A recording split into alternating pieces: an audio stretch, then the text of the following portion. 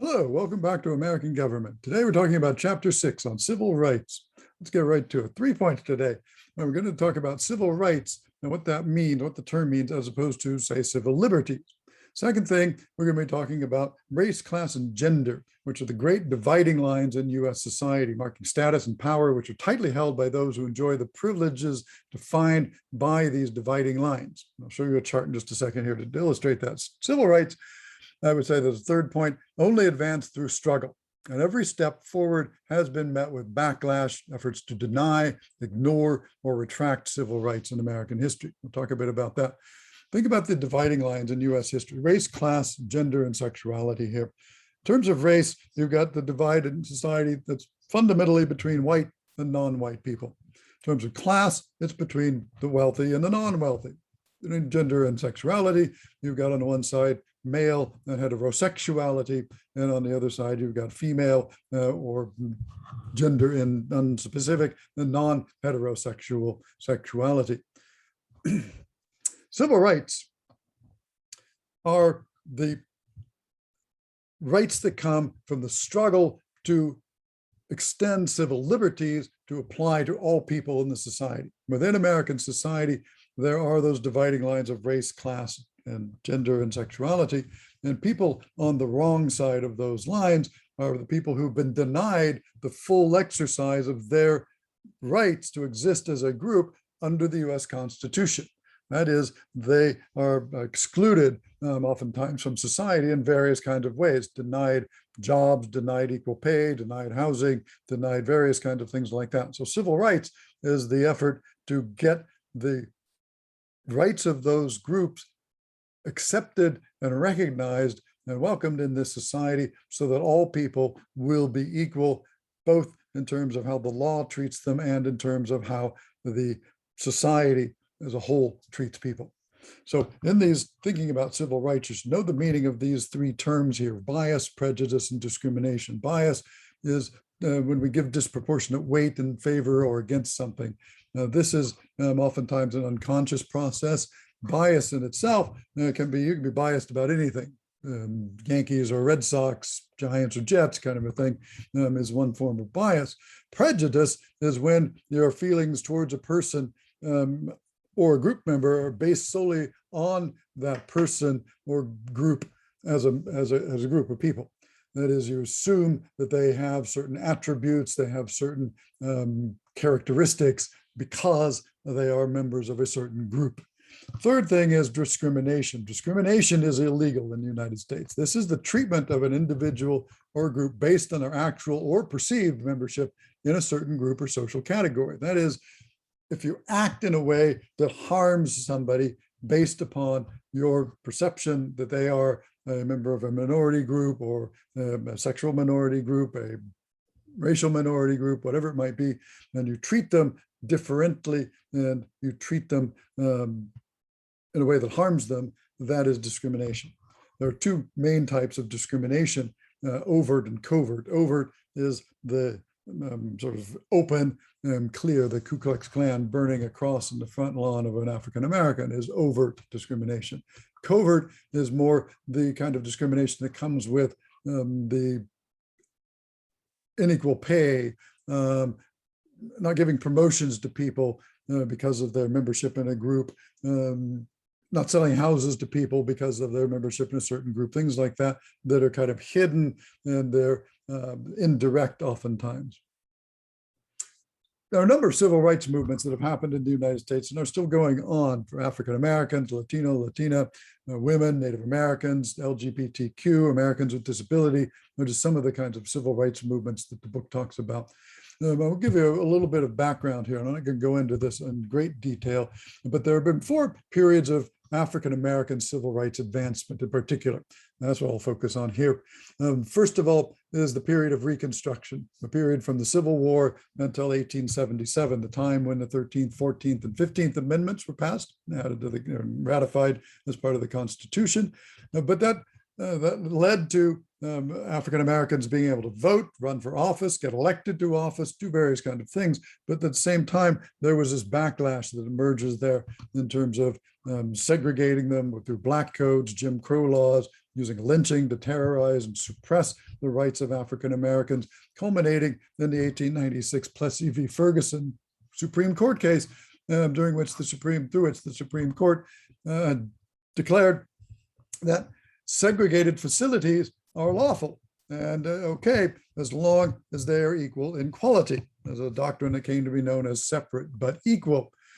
Second period of advancement on civil rights was the progressive era. That is the period from roughly the 1890s to about 1920, when activists like Ida Wells exposed lynching in the South. Booker T. Washington, W.E.B. Du Bois talked about educational opportunity for African Americans.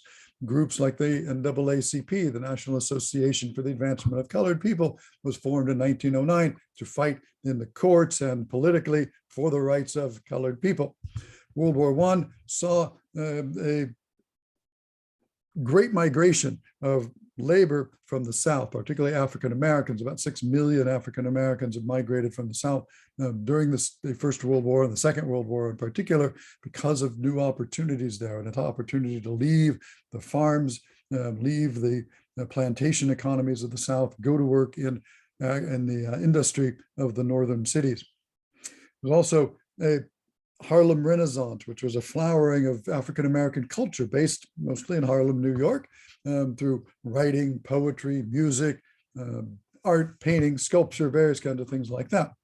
But again, at the same time, there's also this backlash that's going on here. A second time involving people like Woodrow Wilson, President of the United States at the time, who was openly racist and had a viewing of the racist film Birth of a Nation at the White House and pronounced that it was a great film, great American film telling a great American story, which was a story about the Ku Klux Klan after the Civil War.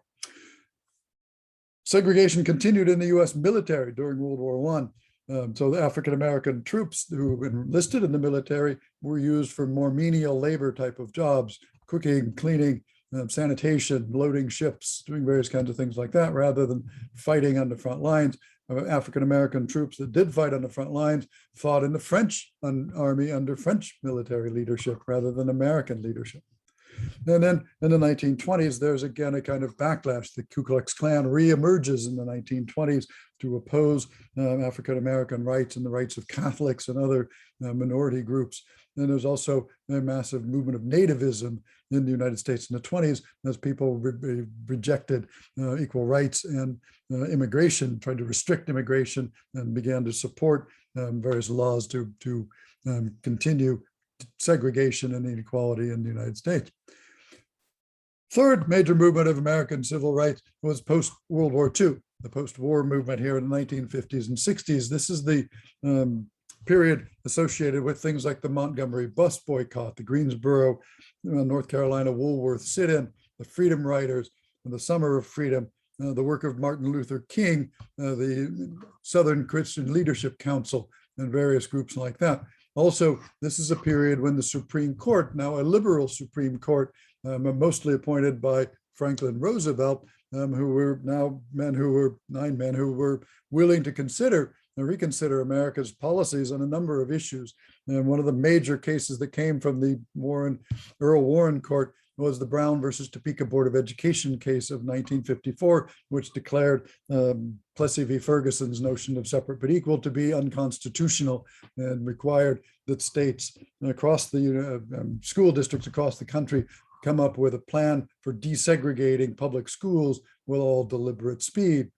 Places like Central High School, Little Rock, began the process of desegregation. But you can see from this picture in the lower right about how white students were reacting and white community members were reacting to the idea that African Americans should be able to go to Central High School in Little Rock, Arkansas.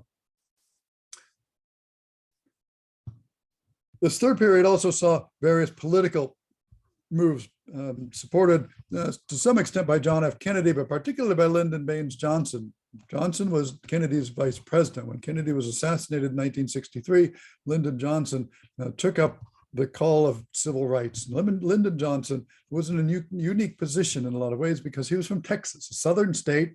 He was a Democrat, and so he had come out of that kind of racist Jim Crow society, and he said to his fellow Southern congressmen and senators that they have to act Now they have to do something about civil rights. They have to pass two particular kinds of things. The Civil Rights Act of 1964, which outlawed discrimination in public and private businesses and facilities.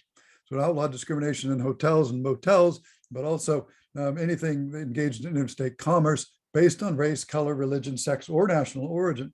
It also prohibited state or municipal governments from having any unequal laws. It also prevented discrimination by programs or activities that receive federal funding, and prohibits unequal application of voter registration requirements, and prohibited racial segregation in schools, in employment, and public accommodation.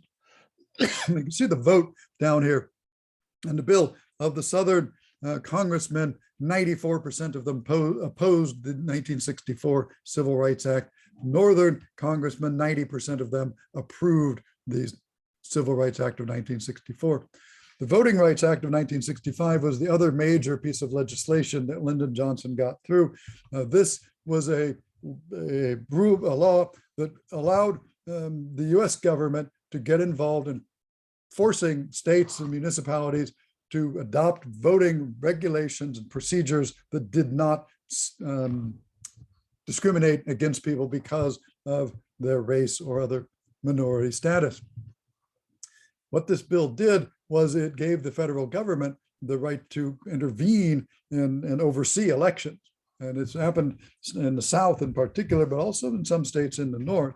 And what it did was it looked at districts and made a determination about how many people should be voting in elections, how many African Americans lived in the district, how many of them were registered to vote, how many of them actually voted. And if there was a discrepancy there, if there were 1 million African Americans living in a district, but only 100,000 of them were registered, the federal government had the right to go send in inspectors to find out what was going on and to try to remedy the situation by forcing the local and state governments to adopt changes to their rules that would allow for more fair and equal elections. The backlash against the 1960s civil rights movement was, for one, what was called white flight, which was that white Americans began to move out of cities into suburban areas. After World War II, there was a huge expansion of areas, housing areas around cities, around and across the United States. And what happened was that white people tended to move into these suburban areas, which discriminated. They were redlined, so they wouldn't sell houses to African Americans or Latinos or Jews in many places. And so it was white Protestants who got these houses. The Republican Party in the 1960s adopted what they called the Southern Strategy, which was a way to take the South, to get voters in the Southern states to vote Republican, basically by racist policies, so that the old racist Democratic Party that had held power in the South from the 1860s and 1960s was now replaced by a new racist Republican Party, which has held power in the South ever since the 1960s. Disparities in arrests and the criminal justice system begin to be a backlash that comes in the 1960s, 70s, and 80s. Nixon and Reagan and various presidents, including George W. Bush and even Bill Clinton, a Democratic president, began to adopt policies that were racist in a number of ways, that discriminated against African Americans, that led to a disproportionate number of African Americans having low incomes, living in poor housing, being in the criminal justice system in various kinds of ways.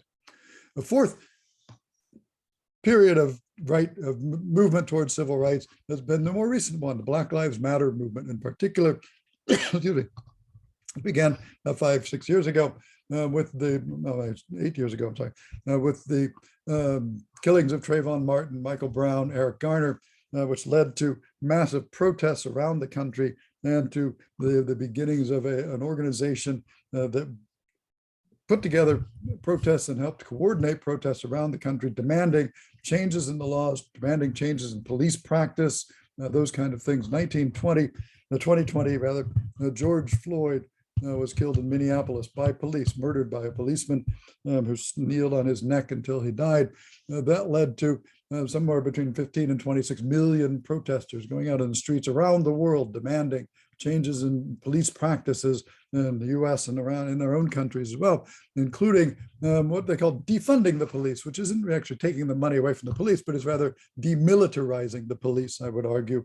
That is getting rid of the sort of SWAT tactics, the military uniforms, the various kind of attitudes that police seem to have been adopting over the last couple of decades, in which they treat African-American men as enemies of the people. You can see here that in the 226 years from 1783 to 2009, when Americans elected their first African-American president, US police killed a total of 178 Americans. Barack Obama got arrested, got elected in 2008, sorry, and then became president in 2009, the first African-American president. And part of the backlash against his election was that police around the country began killing African-Americans, unarmed African-American men, particularly in great numbers. In 2015, it was the 7th year of the Obama presidency, there were 1,146 killings by the US police. Compare that to 178 over 226 years. In a single year, they've killed 10 times, nearly about 8 times as many has been killed the whole time up to that point. They are connected. Other backlash against the Black Lives Matter has come with the emphasis of this slogan, all lives matter, saying that, well, it's not just Black Lives Matter, or Blue Lives Matter is another kind of form here, which is saying that we don't accept as legitimate the argument that African Americans are being targeted by police or by the criminal justice system. You've also got this emphasis on law and order, and now in the last couple of years, the emergence of white supremacy, white supremacists under the Trump administration are fighting against the rights of African Americans and equality in American society. All right, I'm going to stop there. Thank you for coming today. I appreciate you being here. Let me know if you have any questions. I have office hours on Tuesday morning and Tuesday afternoon.